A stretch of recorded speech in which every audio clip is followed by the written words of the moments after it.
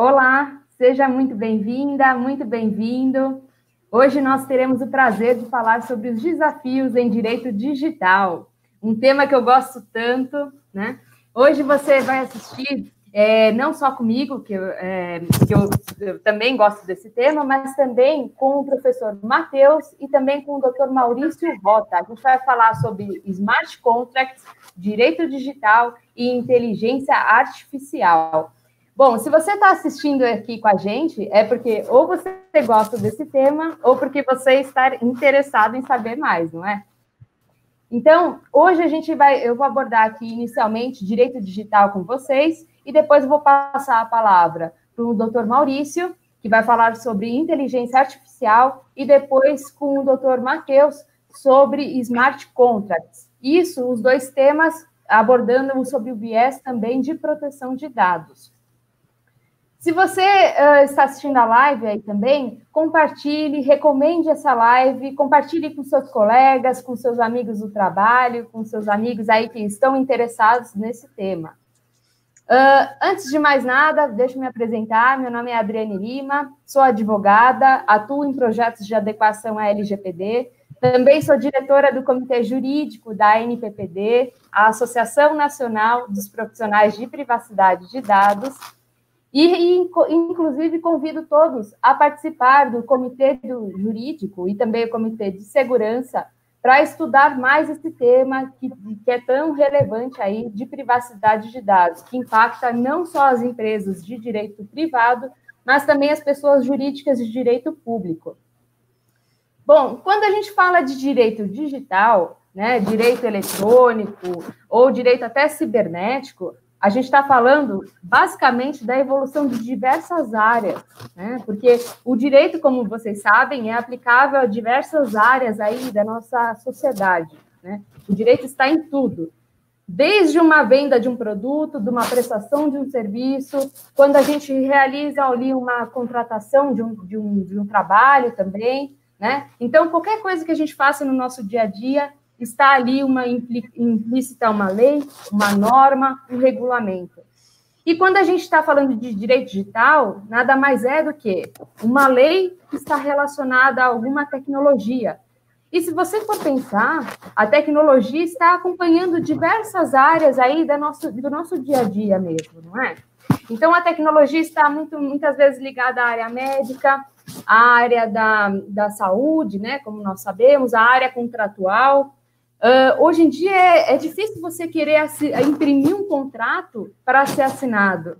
É mais fácil você ver contratos que são assinados de forma eletrônica ou de forma digital, né? As pessoas não querem mais saber de assinar papéis, né? E tem muitos cartórios que, inclusive, estão se questionando, né? Olha, como que vai ficar essa questão de reconhecimento de firma, tendo em vista os reconhecimentos, os certificados digitais, não é mesmo? Então, são diversas questões que estão em moda, né? Estão em voga aí, sendo discutidos atualmente. Quando a gente fala também em direito digital, na área contenciosa, a gente tem discutido diversos assuntos, por exemplo, em processos cíveis, com a discussão de e-mails que, eventualmente, são provas que são consideradas como provas digitais. Só que aí vem a questão: será que o conteúdo que consta nesse e-mail não foi alterado? Será que esse conteúdo é íntegro? Né? Eventualmente, prints que são tirados de sites, será que eles são conteúdos que são originais? Será que não teve alteração de imagem naquele conteúdo? Né? Então, todo esse trabalho também é questionado.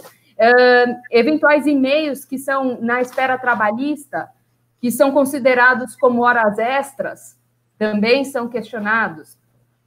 Na área consultiva do direito também, em situação de startups que eventualmente consultam advogados, no sentido de que, antes de desenvolver um produto ou um serviço, questionam advogados sobre a melhor forma de garantir a segurança dos seus negócios, também os e-commerces, na possibilidade de desenvolver um melhor contrato para que ele seja exigível no futuro, né? Então, tudo isso é recomendável, os advogados têm que, sim, buscar melhor o conhecimento, têm que estudar cada vez mais para dar o melhor suporte possível para os seus clientes, né?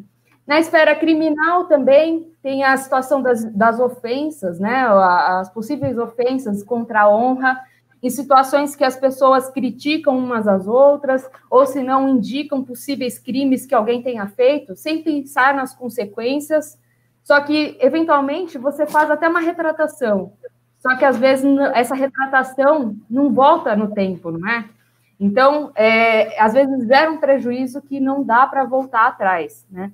Então, tudo isso, quando a gente fala de direito digital, são várias as atuações, né? São vários os ramos em que é possível a atuação do direito digital, né? Ela tem uma cobertura muito grande por conta de todo esse acompanhamento da tecnologia em diversas áreas de atuação.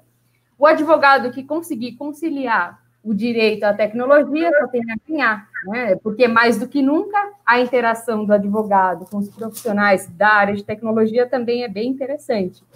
Tanto é que a gente até indica muitas vezes que aquele profissional jurídico que tem ali algum parceiro da área de tecnologia é um profissional que está bem amparado, né? Porque ele tem muito a ganhar aí e vice-versa, né? O profissional de tecnologia que também sabe bastante de lei também tem muito a ganhar. Bom, e nesse sentido, nós temos aí muitos escritórios de advocacia, né, que vêm atuando com softwares, com sistemas, com mapeamento de processos, eventualmente até com cálculo de possíveis probabilidades de sucesso em processos, com mapeamento de jurisprudência, com mapeamento de decisões, né, eventualmente até das varas, né, das comarcas, e legal tax, enfim. E gostaria de chamar o doutor Maurício Rota para falar um pouquinho sobre esse assunto com a gente. O doutor Maurício é especialista nessa área, é Head of Sales só um minutinho aqui, da GEP Soluções em Compliance, lá de Santa Catarina, Florianópolis. Ele estava comentando um pouquinho com a gente que ele está lá em Florianópolis, está lá na quarentena também, assim como todos nós, mas está lá numa situação diferente, pessoal. Está abrindo a janela e está vendo um outro cenário um pouquinho diferente.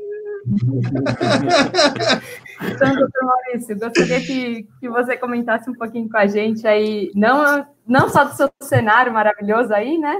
Mas também um pouquinho da inteligência artificial, os desafios, o que você acha aí? Então, um prazer te receber novamente aqui. Obrigado, professora. Uma satisfação estar aqui hoje. Professor Matheus, boa noite a todos que estão participando aí da nossa live. Realmente, hoje estou completando 5 meses de prisão domiciliar. E graças a Deus que nós temos a internet aí que nos ajuda a abrir os nossos horizontes, né? Ou seja, se estamos presos aqui nas nossas casas, nos nossos apartamentos, a internet nos oferece o mundo, né? E eu queria só fazer um comentário, professora. Quando eu era criança, eu era apaixonado por ficção científica. Eu adorava, não sei se vocês conheceram o Isaac Asimov, escreveu muito sobre ficção científica, ou mesmo Júlio Verne, que é mais conhecido, né? Me encantava tudo aquilo, eu adorava ler as histórias sobre o homem viajando no espaço, ou os computadores que ajudavam os homens a realizar as façanhas mais incríveis, e, assim, eu nunca imaginei que na minha vida adulta eu ia me deparar com aquilo que eu via sendo ficção quando criança se tornando realidade, e foi tudo muito depressa. Nossa, como as coisas assim aconteceram depressa, né? Inclusive, o meu mestrado e meu doutorado, ele foi desenvolvido empregando justamente tecnologia e direito. E eu dediquei atenção especial à inteligência artificial.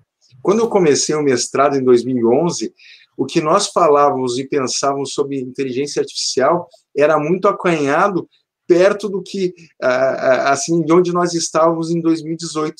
Eu confesso a vocês que eu não dei conta de pesquisar tudo o que acontecia, porque as coisas foram muito, muito rápidas, né? Então, a verdade, como a doutora muito bem colocou, nós vivemos aí uma revolução fantástica. Nós somos testemunhas, assim, talvez de uma das maiores revoluções que os seres humanos estão passando. Se descobrir o fogo foi uma revolução, aprender a plantar foi outra revolução. ter a indústria, com certeza, esses ganhos que nós estamos tendo com a tecnologia, com o conhecimento, eles se refletem em todas as áreas, né? E no direito não seria diferente.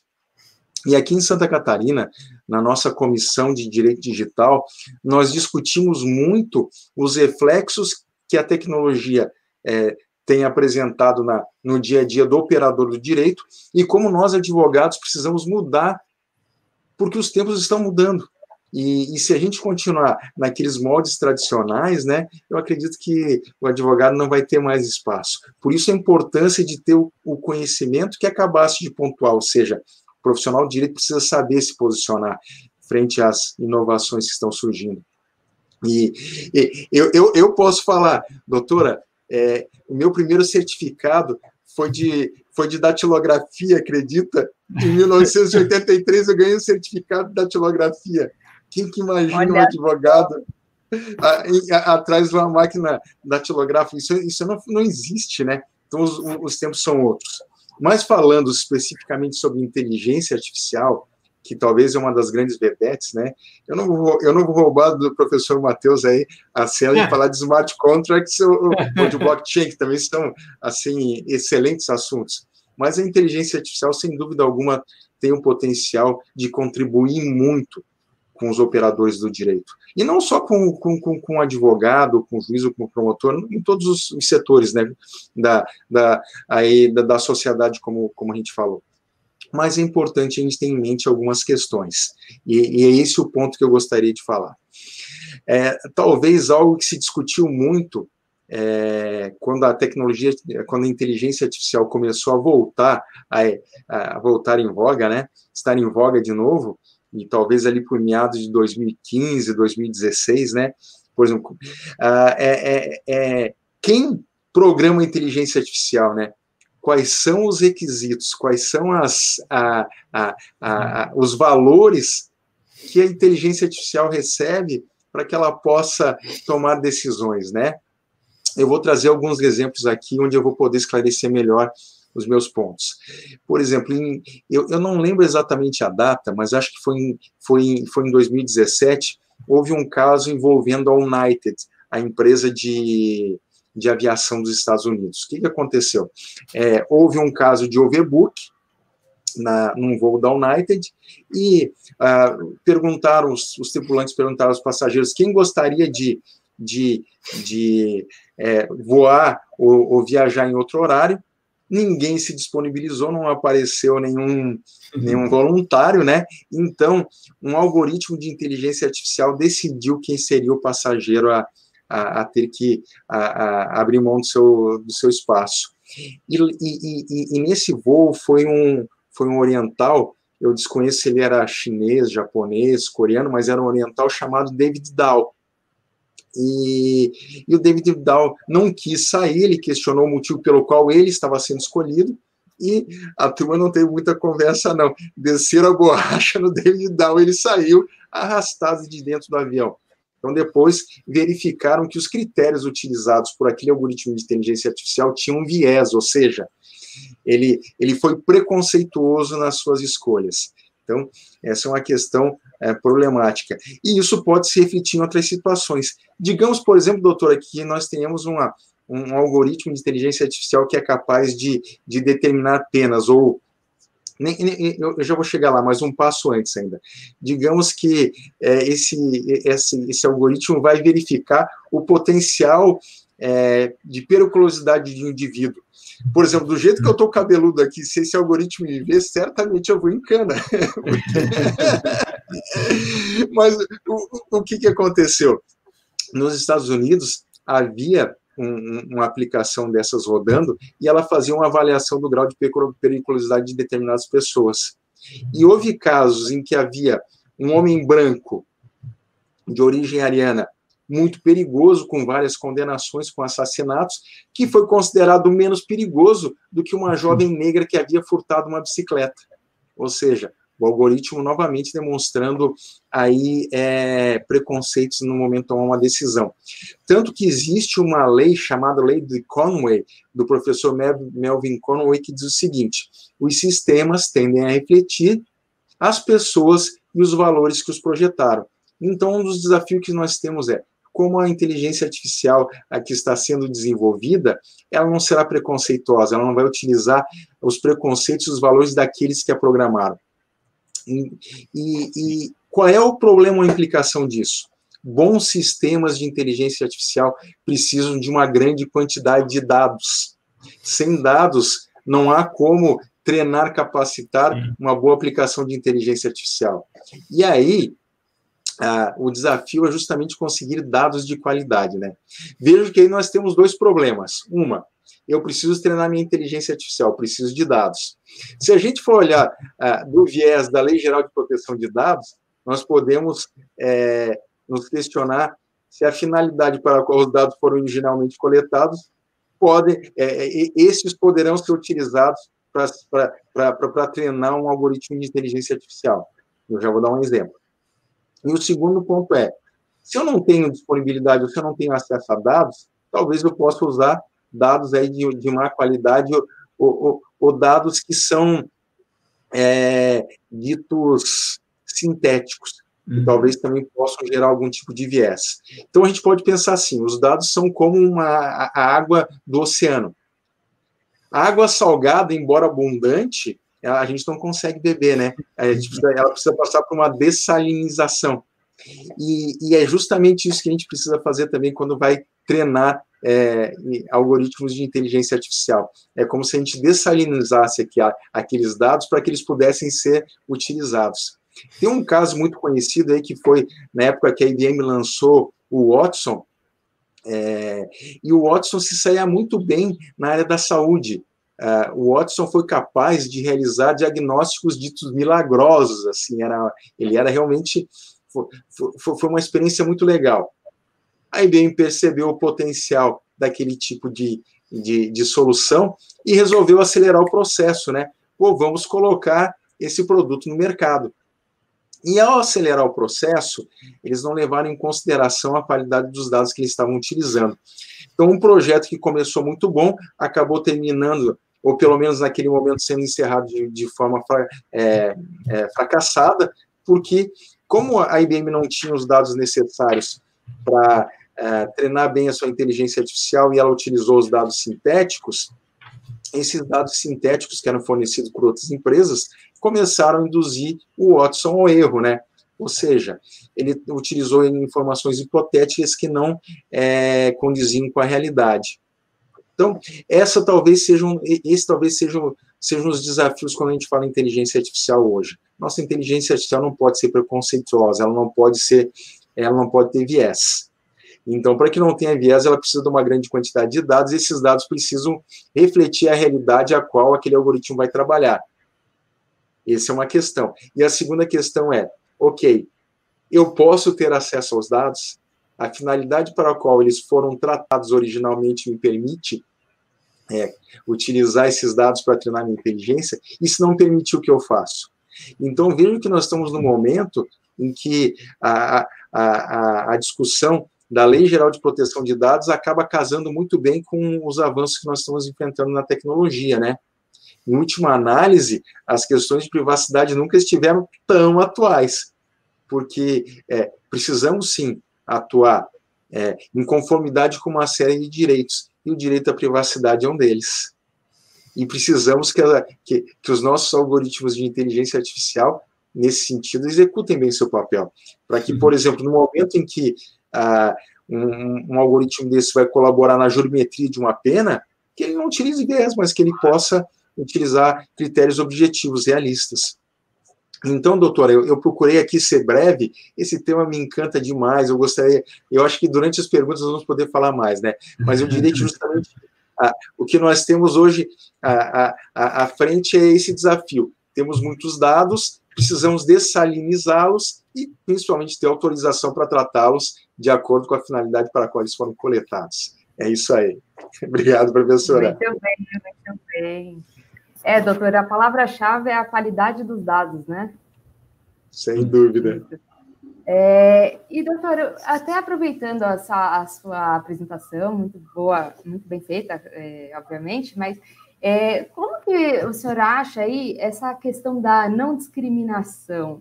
Você acha que as empresas devem observar de alguma forma, ao realizar ali a questão dos algoritmos, na realização por exemplo, na solicitação, na definição dos algoritmos, é possível não discriminar de alguma maneira um resultado? Como observar esse critério? O que você indicaria para uma empresa? É possível recomendar alguma coisa? O que você acha? Sim. Aqui no Brasil, eu diria que aqui no Brasil essa discussão, nós estamos atrasados. Nós precisaríamos enfrentar essa discussão, coisa que vem acontecendo na Europa, né, professor Matheus? Sim. Aí, a discussão a respeito dos critérios utilizados em relação às decisões automatizadas que são tomadas por uma inteligência artificial, essa discussão vem acontecendo. Eu entendo o seguinte, a sua pergunta é muito relevante, não há como deixar esse tema solto, então me parece que no mínimo, nós precisamos ter meios para auditar as decisões que foram tomadas e os porquês, ou seja, por que determinada decisão foi tomada daquela maneira, que dados foram utilizados, quais foram os algoritmos. Mas aí, a gente se depara com outra questão, que é o desafio relacionado primeiro, a questão técnica, né, de a gente entender os algoritmos, e segundo, porque as empresas podem dizer, olha, eu tenho segredos de mercado aqui, que se eu torná-los públicos ou se eles forem revelados, pode me deixar aí numa situação de eu posso ter problemas com a minha concorrência. Então, eu lhe diria assim, os dados não devem ser utilizados com viés discriminatório. E eu penso que as empresas, a gente deve ter alguma maneira de auditar a forma como esses dados são utilizados. Agora, francamente, eu não sei como fazer isso, dada a complexidade do problema. Penso que você pode pensar, né, doutor? A LGPD, ela traz esse amparo, né, do resguardo aí das empresas pelo sigilo da propriedade industrial, certo? Sim. Agora, essa questão até da possibilidade de revisão dos algoritmos é um desafio para as empresas também, né? Porque como que isso vai se dar na prática, né? Mas vamos lá, né? Só um último comentário. Me parece que em algumas situações vai ser até uma questão de fé, né? A gente vai ter que acreditar. Eu realmente não sei. Eu vejo muito complicado isso, muito complicado. Na minha cabeça, pelo menos, eu não enxergo uma solução fácil. Quem sabe nossos irmãos europeus aí já estejam mais avançados aí nessa discussão, saibam melhores caminhos. Fazer um benchmarking na Europa, né? Até antes de passar a palavra para o professor Matheus, doutor, tem uma pergunta assim que eu acho bem interessante, que já que a nossa live está sendo bem um bate-papo, eu acho e tem uma pergunta bem interessante que é do Thiago Rosa, que é diretor, inclusive, do nosso comitê público da NPPD. Ele comenta aqui, ó: doutores, vocês acham que uma inteligência artificial poderá tomar o lugar de um juiz? O que você acha, doutor Maurício? Então, doutora, eu trabalhei, só um comentário, eu trabalhei 20 anos na Softplan, que desenvolve o SAG. Então, um dos sonhos de consumo, eu não sei, eu não tenho mais acompanhado o trabalho da empresa, mas um dos sonhos de consumo era justamente que houvesse uma inteligência artificial com esse tipo de... que tivesse condições de executar esse tipo de tomada de decisão, né? E é lógico que a empresa gostaria de ser a fornecedora desse tipo de tecnologia. Eu ainda acho muito complicado. Talvez eu pense que em algumas áreas do direito seja possível. Inclusive, no meu mestrado, a minha dissertação de mestrado foi justamente desenvolver algoritmos de inteligência artificial que possibilitassem aí esses algoritmos apoiariam o juiz a tomar decisões na área em relação ao Código de Defesa do Consumidor. Então, eu me recordo que na época a gente teve a cautela de dizer assim, olha, aqui é um instrumento que vai auxiliar o magistrado a tomar decisão. Mas eu não sei. dado, assim, o tanto de situações que podem acontecer e particularidades, me parece ainda um pouco distante isso. Embora eu já tenha ouvido quem dissesse o contrário. Eu ouvi recentemente, acho que foi o Elon Musk, né, falando que em 5 anos a inteligência artificial já estaria superando os seres humanos em termos de cognição e raciocínio. Então, eu fico com 2 corações, doutora, porque, como ele disse, lá em 2011, quando eu comecei a estudar o tema, as coisas estavam tão paradas, tão moras. Depois, em 2015, 2016, a gente não acompanhava mais. Talvez seja possível. Talvez seja possível. Que é interessante,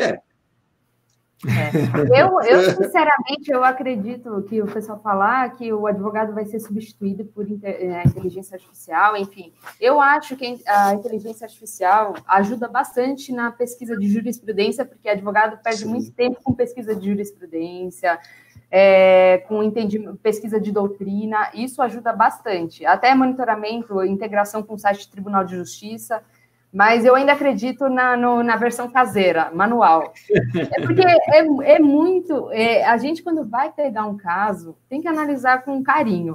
Se você faz no atacado não sai direito. Se você acha que é tudo, você pode tratar como se fosse o atacado, não sai direito, você não atende bem o seu cliente.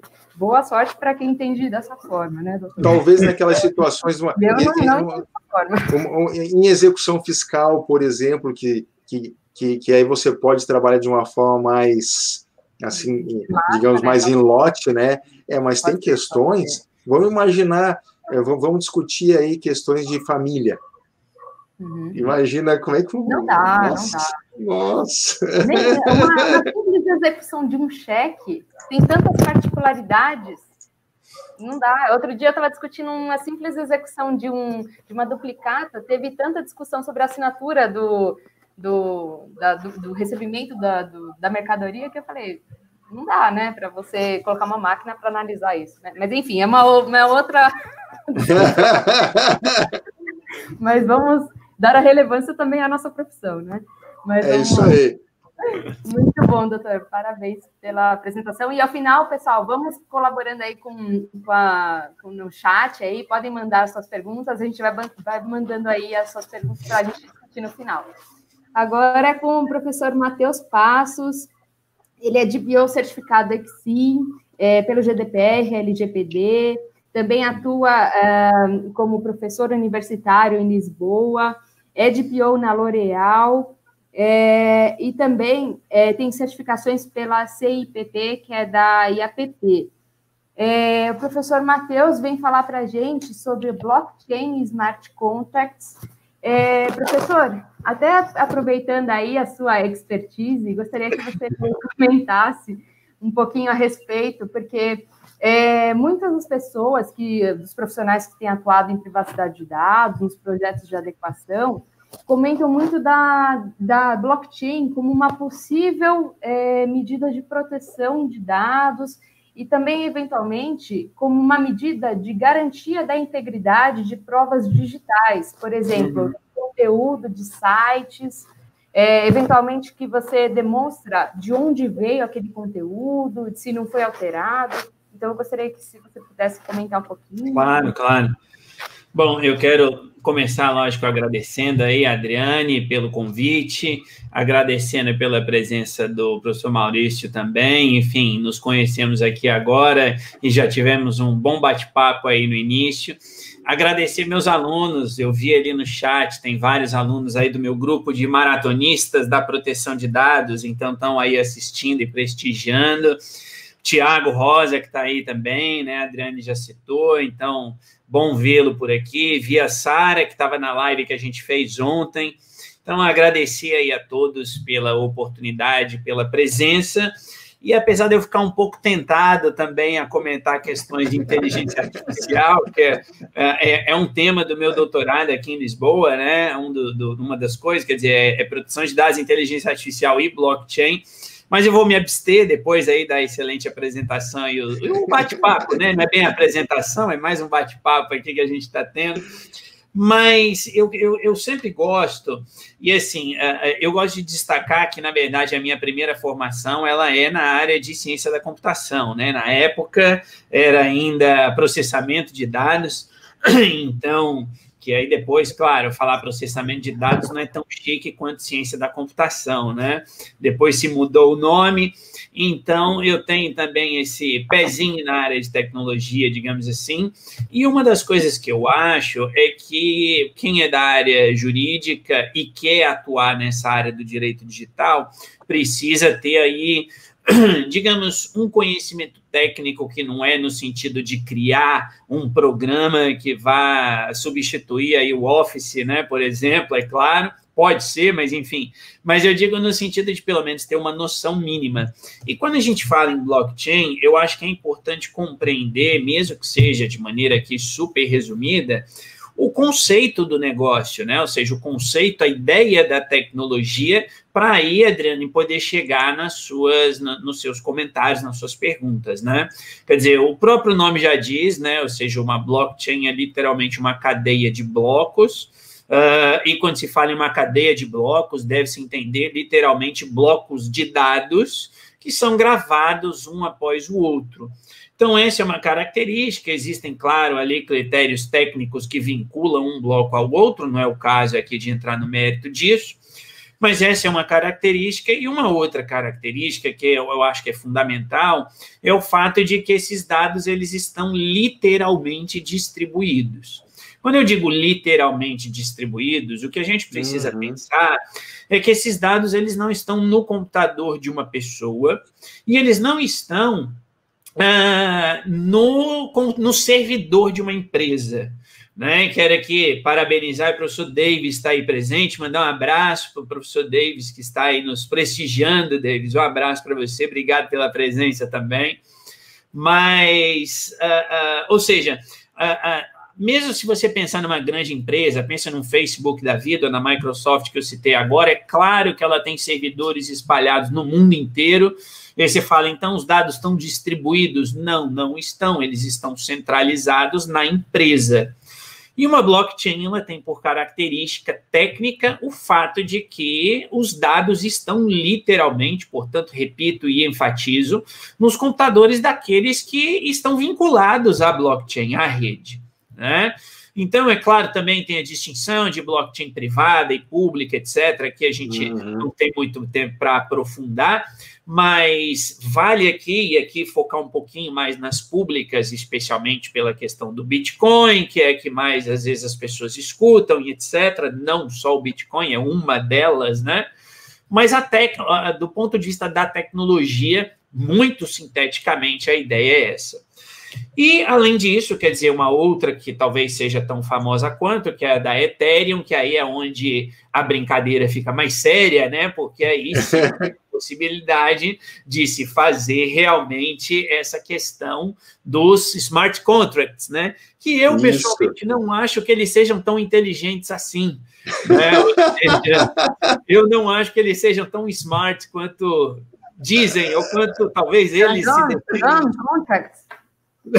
É, quase isso. Porque, na verdade, quer dizer, eles não passam, os smart contracts, por óbvio, não passam de códigos pré-programados, em que você tem determinadas entradas e, conforme for a entrada, você tem determinadas saídas. Agora, é claro que eles têm aí uma característica, e a característica é eles serem executadas, digamos assim, em uma blockchain. Portanto, aquelas duas características de ser tudo gravado em sequência e está tudo distribuído se replica no smart contract. E óbvio que isso tem um lado positivo. Eu posso pensar do lado positivo, porque assim eu fico livre de advogados e não preciso mais da vida. Né? Mas, obviamente, que isso também tem um lado negativo. E qual é o lado negativo? Né? Quer dizer, se uma decisão ali, se o código for eventualmente mal programado, né, houver algum erro, você não tem como voltar atrás. Né? E aí, por isso que eu falei de conhecer essa característica técnica da tecnologia blockchain, que, em princípio, ela é feita para impedir o apagamento daquilo que foi gravado. Portanto, o que foi gravado no bloco, gravou-se o bloco 1, Depois você grava o 2, e depois o 3, e depois o 4, e depois o 5, e depois de um certo número de blocos, o que veio antes você não desgrava. Pelo menos em princípio, né? Ou seja, a não ser que seja uma ação ilícita de domínio da rede, etc., que eu também não entro aqui no mérito, porque não dá tempo, mas em princípio a tecnologia é criada justamente para isso, para tirar o intermediário. Por isso que ela é descentralizada, por isso que ela é distribuída, na verdade, não é descentralizada, é distribuída, por isso que ela é feita para que não se apague, ou seja, se tem efetivamente o histórico do que aconteceu para que se possa provar.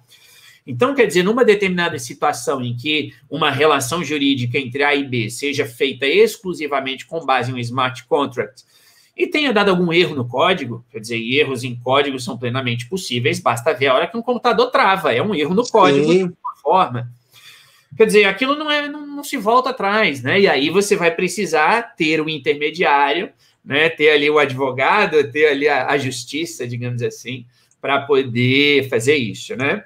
E agora, é lógico que tem as suas vantagens. E aí a professora Adriane, na pergunta, colocou a questão aí da prova de existência, né? Só um minutinho, desculpa só te interromper um segundo. Para quem chegou agora e não sabe o que é smart contract, o que é smart contract? Vamos lá. Sim. Eu sei que tem um aprofundamento muito maior, mas para quem chegou agora... Um smart contract é um contrato autoexecutável. Ou seja, agora vamos traduzir, né? O que é isso? Ou seja, imaginemos aqui uma situação em que a Adriane está vendendo a casa para o Maurício. Quer dizer, se a gente for pensar em termos tradicionais, vamos colocar assim, existe uma série de intermediários. Tem ali de ver a questão em cartório para reconhecer firma, escritura, tem o banco para pedir um empréstimo ou para pagar. Então, tem ali meia dúzia de intermediários. E o que é o smart contract? Então, o smart contract, por isso que eu falei, é um código autoexecutável. E por que autoexecutável? Porque ele é um código, é um programa de computador que está sendo executado em uma blockchain e que basicamente vai funcionar com base na lógica booleana tradicional da computação do if-else. Ou seja, a Adriane está vendendo a casa de 10 milhões de reais para o Maurício. Maurício acha que esse preço é barato e ele resolve comprar.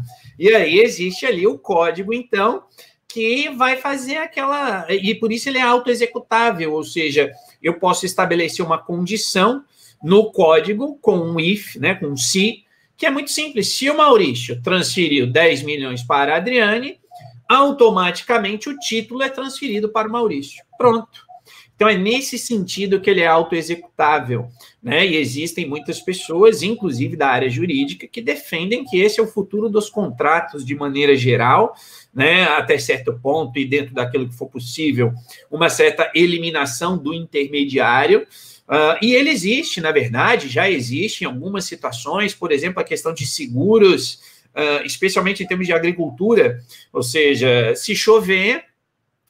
se houver uma inundação, enfim, o agricultor perder toda a sua plantação, ele automaticamente recebe o seguro, e isso não é alguém que vai olhar para ver se choveu, quer dizer, tem um sensor que comprova, quer dizer, uma máquina que comprova que houve aquele nível de inundação que foi previamente acordado entre as partes, a máquina envia a informação ali para aquele smart contract, para aquela blockchain, e aí automaticamente o contrato é executado.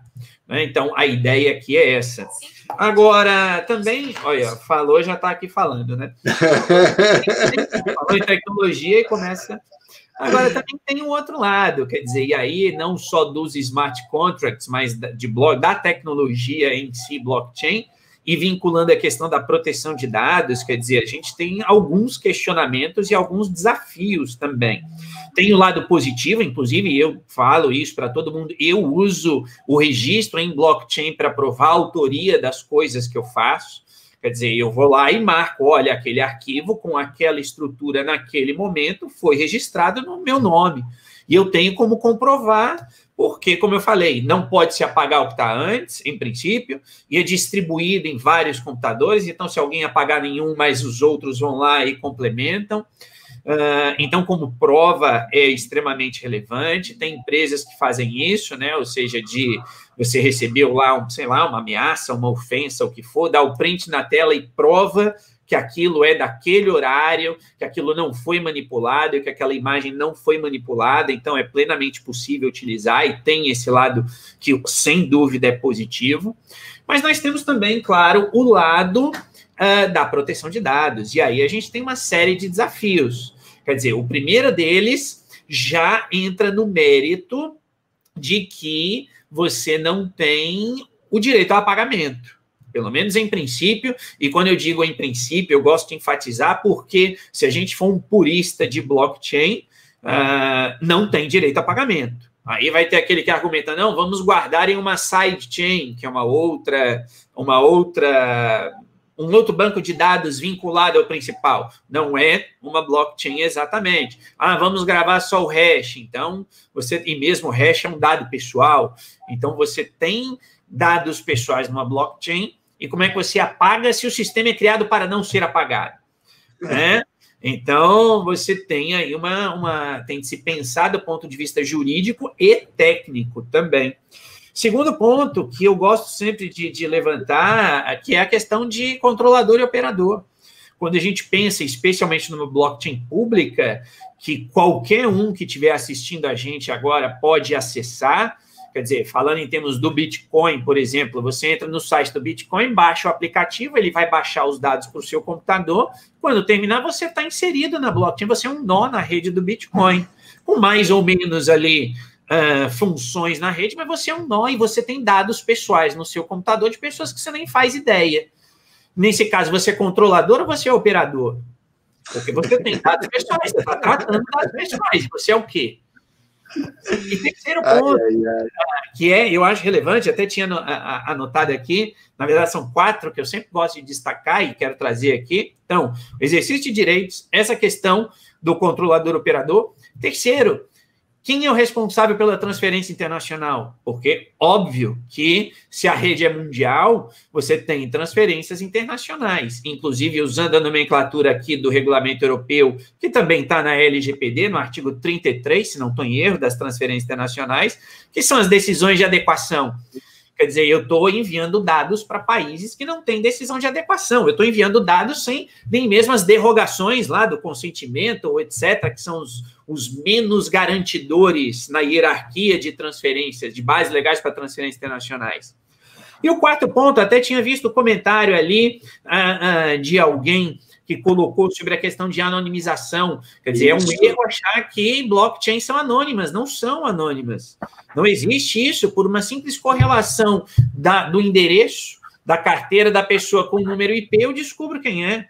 Não é à toa que lá no início da década de 2010, 2011, 2012, teve o famoso caso lá da Silk Road, que o FBI descobriu o tráfico de drogas em que o pagamento era feito com Bitcoin. Quer dizer, descobriu como? Então, não existe anonimato, não é anônimo, ou seja, em última instância, eu consigo identificar o dono da carteira e eu tenho dados pessoais. Portanto, acreditar que moeda digital é anônima, claro, tem uma ou outra exceção, mas pelo menos aquelas que são mais conhecidas, né, dizer que eu vou entrar e ninguém vai me descobrir é dar um tiro no pé. Então, e essas 4 considerações, né, que eu anotei aqui enquanto a gente estava falando no início, elas se aplicam ao smart contract do mesmo jeito. Quer dizer, o contrato é auto-executável, foi executado, o Maurício transferiu para a Adriane os 10 milhões, transferiu a titularidade, beleza. Mas agora eu quero apagar isso, passou-se o prazo ali, e aí eu quero apagar, o que eu faço? Né? Ou numa outra situação qualquer, enfim, que por algum motivo você tenha de apagar, ou precise, ou queira, não importa. Né? A mesma coisa, quem é o controlador? Quer dizer, o controlador é quem pagou, mas o outro deu título, e aí? Ou o controlador são os dois? Né? Então, ou tem alguns que dizem, e eu discordo, que o controlador é o programador. Quer dizer, eu discordo desse pensamento, senão a pessoa que faz aqui para mim o navegador que eu estou usando agora é o controlador. E eu não concordo com essa visão. Né? Não concordo também. Pois é, eu acho que não faz sentido. Então, tem, assim, alguns desafios, mas também tem a busca de algumas soluções. Então, tanto do ponto de vista tecnológico quanto jurídico tem, né? E aí o Maurício comentou aqui, na União Europeia tem ali um observatório em blockchain associado a um outro grupo de estudos de inteligência artificial, então tem uma série de recomendações. E para finalizar, porque, como vocês já perceberam, eu sempre falo demais também, né? Se deixar, ainda mais quando o tema é interessante. Mas esse observatório, ele coloca assim, basicamente, ele fala, a primeira coisa, você vai usar blockchain, e aqui eu tomo a liberdade de fazer uma analogia com a inteligência artificial, ou analogia não, mas aplicar também, mas mais para blockchain, pensar, vai trazer benefício para o seu consumidor? Ou é só aquela coisa... Como é comprovado isso, quem quiser só procurar no Google, de empresas que, quando estava aí 2 anos atrás no hype do blockchain, que o Bitcoin estava lá, $20 mil, e aí tinha empresa que vendia café, tipo uma Starbucks, né, menorzinha, que era lá, Café da Esquina Limitada, mudou para Café da Esquina e Blockchain Limitada, e as ações foram lá. E isso é comprovado, basta procurar. A risada então, do Maurício. Sempre se coloca isso, eles colocam, vai trazer benefício real para o seu consumidor, tanto no seu plano de negócios, ou é porque é modinha e você quer colocar ali para chamar atenção? Né? Ou seja, quais são as vantagens daquilo? E, em última instância, vinculando aos dados pessoais, é pensar, quer dizer, você é uma pessoa ou uma empresa, né? Qual é o seu apetite ao risco? Porque se você tiver um apetite razoável, vamos que vamos, bota lá e depois, se der problema, eu resolvo. Ou você é mais conservador, prefere esperar e ver o que vai acontecer. Né? Então, são questionamentos que, claro, né, tem algumas eventuais respostas aí, mas isso a gente deixa para a segunda edição do nosso bate-papo. Obrigado. Eu tinha separado uma pergunta para você, mas acabou que você já respondeu, hein? Eu tinha perguntado aqui, que é um desafio que, na verdade, todo mundo pergunta, todo mundo tem essa dúvida mesmo. Como que os direitos dos titulares serão exercidos nesse cenário de blockchain, né? Tendo em vista aí a integridade, essa imutabilidade, né, das bases dos dados. E aí, tendo em vista o direito de eliminação, de alteração, atualização, como será feita essa questão na cadeia dos bancos de dados, né? Enfim, fica um desafio. Pois é um desafio, realmente, é complicado, porque, como eu falei, se você for um purista, é muito complicado dizer que tem esses direitos, né? Ou seja, o que você pode fazer é dizer assim, não, olha... eu gravei lá no bloco 10 o nome da Adriane, aí ela pediu para pagar, então no bloco 11 eu digo para desconsiderar e eu só acesso mais recente, mas o dado está lá. E aí, se você não consegue alterar, como é que você mascara, como é que você, enfim...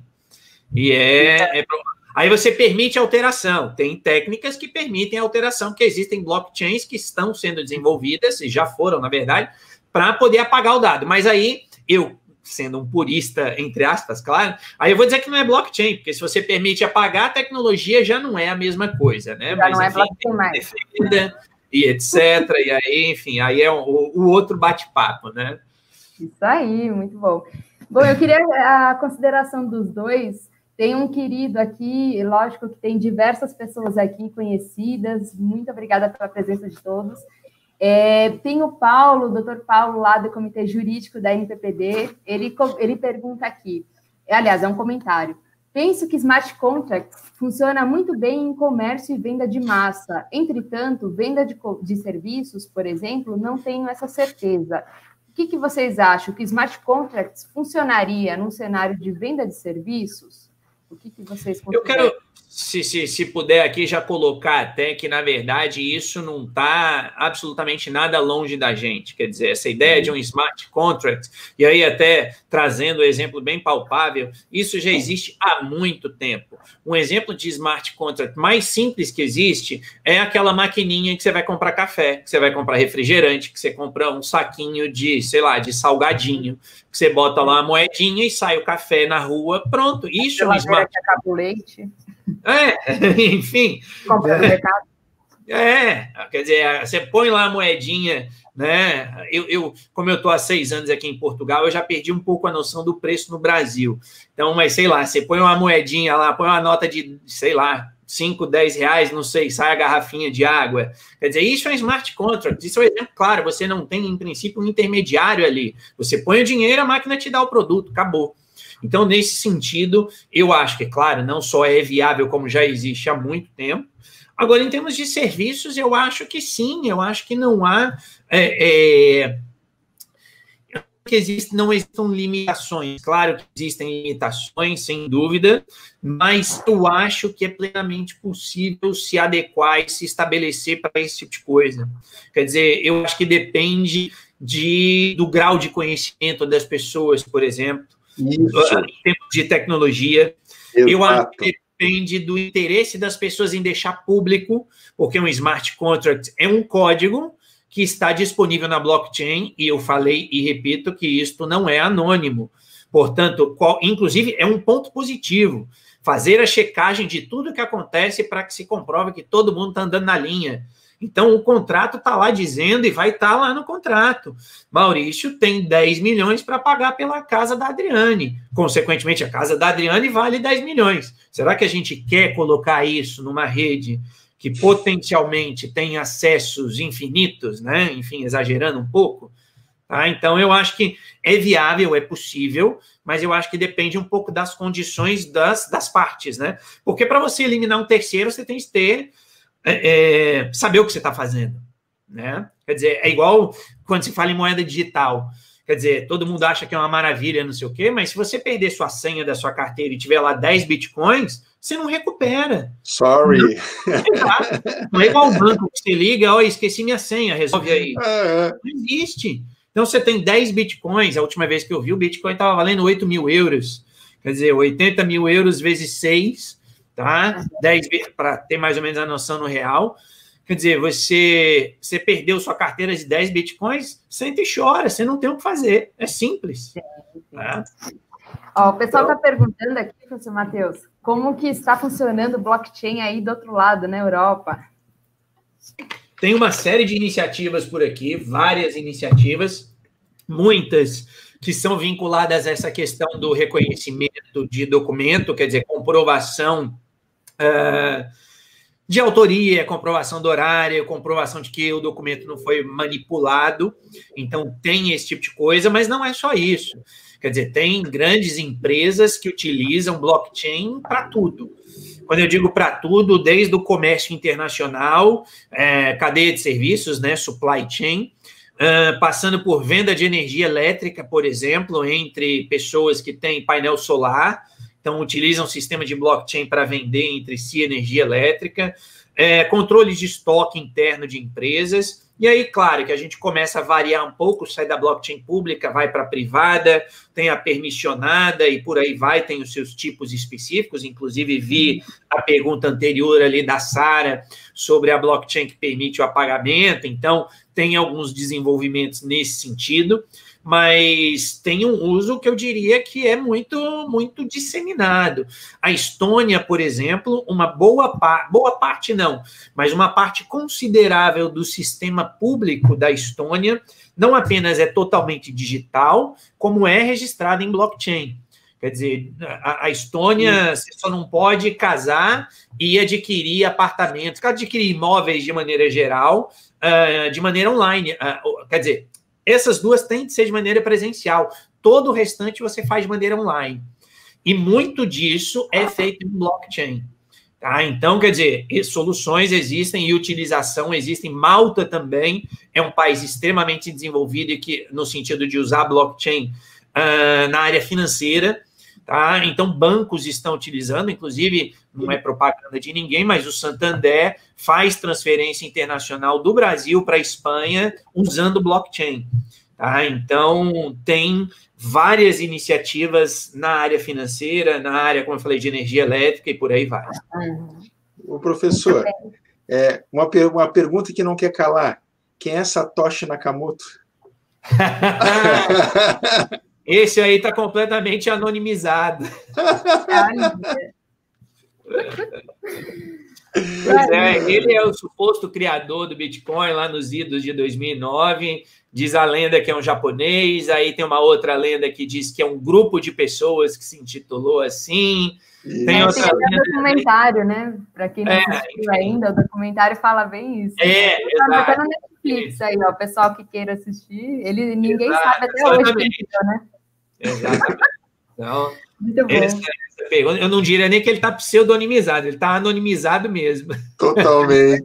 Verdade. Maurício, a gente tem uma perguntinha aqui, vamos lá. O Hugo fala aqui, ó, como manter a base operária de trabalhos no Brasil e mundo, haja vista a chegada da inteligência artificial substituindo várias funções e postos de trabalho? O que você considera aí? A inteligência artificial vai substituir força de trabalho mesmo? O que você acha? Eu acredito que em algumas áreas isso já aconteceu, inclusive, né? E realmente isso está acontecendo. Mas eu não vejo isso de forma negativa, ou seja, eu não vejo o copo meio vazio, eu vejo o copo meio cheio. Ou seja, se por um lado nós estamos aí fazendo uma substituição, nós estamos abrindo espaço justamente para as pessoas trabalharem naquelas áreas onde o nosso intelecto, as nossas competências efetivamente podem ser utilizadas na sua plenitude. Então, eu não vejo como negativo isso. Acho, assim, pelo contrário, vai acontecer realmente, mas não vislumbro, não a curto prazo, aquele cenário dos homens serem substituídos pelos computadores. Inclusive, só fazendo parênteses, eu citei o Isaac Asimov no começo da minha fala. E o Isaac Asimov, ele tem um conto em que ele fala que o grau de intimidade entre os seres humanos e as máquinas se tornou tão grande que os seres humanos se tornaram oniscientes, ou seja, ele conta que nós migramos, eu sei que tem um pouquinho de viagem aí, mas se nós migramos para a internet, nós deixamos de existir de forma corpórea. Então, eu sei que também, novamente, isso é um extremo, né, a ficção científica, mas a gente pode extrapolar, né, como é que vai ser a nossa relação com os equipamentos ou com as máquinas daqui 5, 10 ou 15 ou 20 anos. Dizem que nós estamos chegando num ponto único na história em que ninguém é capaz de dizer o que vai acontecer, dada a velocidade e a diversidade de descobertas que estão acontecendo. Eu apostaria nisso, que nós estamos aí, realmente tem muitas surpresas que a gente nem imagina, mas eu acredito que vai ser para o nosso bem. Posso estar sendo poliana no meu discurso. Sim, você me permita uma pequeníssima complementação, você falou assim que isso é coisa de ficção científica, mas também no início você citou o Júlio Verne, e quando ele escreveu aquilo, talvez fosse a ficção científica da época dele. Sim. E o que ele escreveu lá, quase tudo a gente já fez, né? Então, o que hoje, talvez a diferença é que não vai demorar aí 50, 100 anos para chegar lá, né? Exato. Olha, mas se a gente for... Vocês já assistiram aquele filme De Volta para o Futuro? Todo mundo já assistiu, né? Se a gente for considerar esse filme, já era para a gente estar com carros voadores. Pois né? Então a gente está um pouquinho atrasado ainda.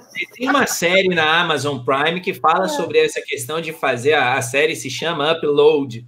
Não sei se aí se alguém já viu, já assistiu, mas é justamente de você transferir sua consciência para uma máquina, coisa que eu não acho que esteja tão longe de acontecer, não. Eu até gostaria até de mencionar, eu fiz uma live um dia com até um head lá da Stefanini, ele é focado em inteligência artificial também, e é o Marco Aurélio lá, né? E ele comenta bem isso, que a tendência é que os profissionais que têm uma atuação mais de raciocínio, né, uma atuação mais também ligada a pessoas, a tendência é que essa profissão tem uma menor tendência a ser substituída por máquinas, né? Então, por exemplo, um psicólogo, uma área médica, eventualmente o médico vai ter uma colaboração de uma máquina numa cirurgia, porque treme menos, enfim, a máquina, mas sempre tem ali o humano sendo necessário, né? Então, talvez aí mais nesse sentido. Mas é isso aí, né? Tem até um site que chama Will Robot Take My Job, né? Eles calculam... bem lembrado. Se você tem uma tendência da sua profissão ser substituída por robô. Se você coloca advogado, tem uma probabilidade baixa de ser substituída, mas vamos ver, né? Ufa! Ainda somos empregados. Bom, deixa eu ver se tem mais algum aqui, ó. Bom, a Ayla também, pessoal, uma última pergunta aí, só para a gente caminhar, então, para o fim aí do nosso bate-papo. Se vocês puderem comentar um pouquinho. A Ayla também é do nosso comitê jurídico da NPPD, uma querida nossa lá. Ela pergunta assim, qual a opinião de vocês sobre o chamado preconceito dos algoritmos e a responsabilização nesses casos? O que vocês consideram? A questão do preconceito seria naquela linha que eu comentei, de talvez uma decisão ser tomada porque os valores de quem...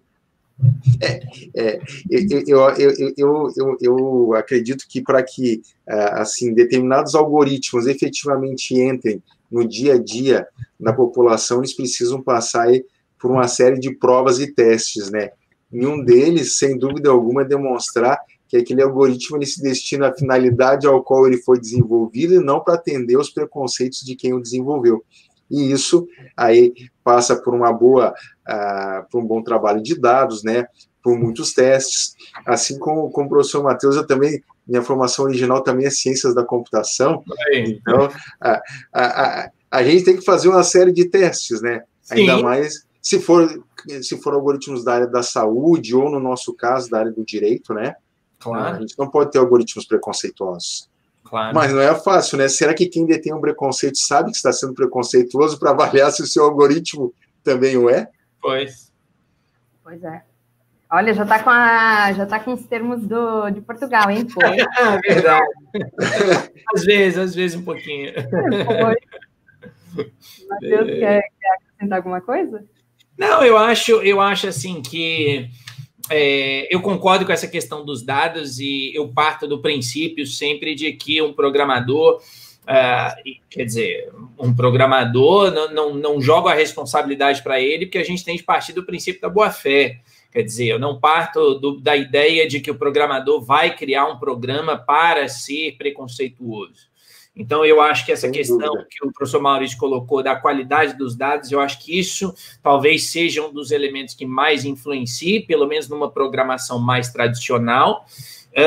E aí a questão realmente de fazer teste, quer dizer, antes de lançar um negócio oficialmente, é necessário verificar. Quando se começa a analisar hoje redes neurais e por aí vai, quer dizer, em que realmente é uma caixa preta, em que você não vê o meio do caminho, você vê o início e o fim, não tem como fugir, vai ter de fazer testes, e outra, vai ter de fazer testes, e aí eu acho que a gente fecha o círculo, voltando para essa questão que você falou agora, Adriane, da manutenção do trabalho pensante, digamos assim, porque muitas vezes uma rede neural vai descobrir correlações que a pessoa nunca imaginou que existiria. Uhum. E aí, o que fazer com aquilo?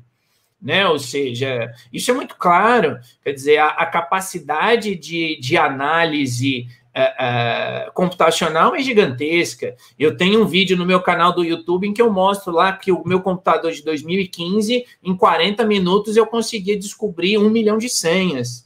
Quer dizer, um computador de mesa, né? Ou seja, usando uma linguagem que qualquer um sabe, entre aspas, qualquer um, claro, que é o Python, né, de programação. Então, quer dizer, quando a gente começa a olhar para esse tipo de situação, eu acho que é necessário pensar nesse tipo de coisa para poder, inclusive, entender as descobertas que esse tipo que não é nem inteligência artificial, já é o deep learning mais profundo que existir. Quer dizer, quais são as consequências que ele traz, quais são as relações antes de sair jogando. Por isso que eu terminei a minha fala inicial fazendo, por analogia, para a inteligência artificial, os questionamentos em termos de blockchain. Quer dizer, traz resultado para o seu cliente? É necessário aquilo dali? Ou é só para você botar no seu site assim, não, olha, tomamos decisão com inteligência artificial, portanto, somos inteligentes. Só que não é bem ou seja, não é. Aí eu volto para aquilo que eu falei do smart contract, que não é tão smart assim. Ele nada mais faz do que seguir alguma coisa. Então, eu acho que precisa desse tipo de análise. Isso. E se a gente for até pensar na responsabilização, pessoal, até respondendo também, complementando os professores, claro. No sentido de que, eventualmente, você pode, sim, questionar o provedor, né, o site que tem ali o resultado, que traz um resultado que é discriminatório, você pode questioná-lo e solicitar ali a revisão, né? Sim. Isso também tem o amparo do Marco Civil da Internet, também da LGPD.